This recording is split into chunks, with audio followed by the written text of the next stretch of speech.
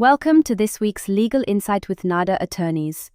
Today, we're exploring a complex and sensitive topic in South African customary and constitutional law, Ukuthwala, a traditional practice that has stirred intense legal and ethical debate.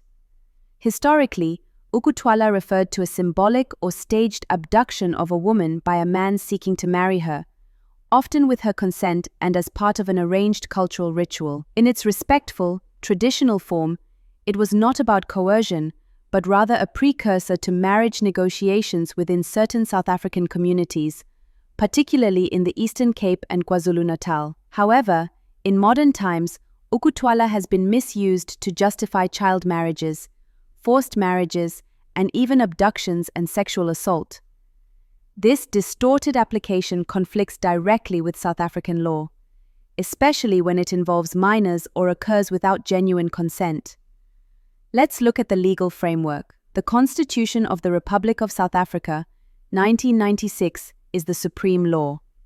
Key sections include Section 9, the right to equality, Section 10, the right to dignity, Section 12, the right to bodily and psychological integrity, and Section 28, the rights of children. The Recognition of Customary Marriages Act, 1998, permits customary marriages, but only if both parties consent and are over the age of 18. When Ukuthwala involves minors or coerced parties, it violates both this act and the Children's Act 38 of 2005, which sets the minimum age for marriage at 18. Furthermore, the Criminal Law, Sexual Offences and Related Matters, Amendment Act, 2007, criminalizes sexual activity with children under 16, even if consent is claimed. The courts have made their position clear.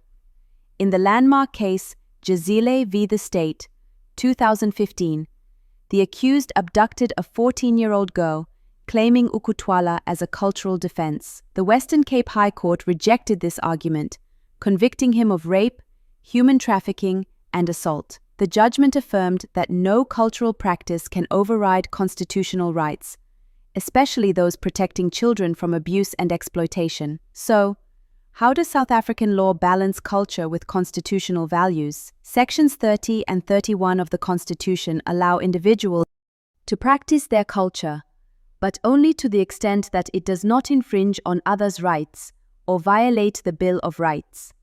This means Ukuthwala, when practiced abusively, is not protected under cultural rights and is deemed illegal and unconstitutional. In conclusion, while Ukuthwala may have historical cultural roots, any version of it that involves coercion, child marriage, or the denial of consent is a violation of South African law. Culture must evolve within the framework of the Constitution, and human rights always take precedence. For legal guidance on customary law, marriage, or children's rights, contact us using the details below.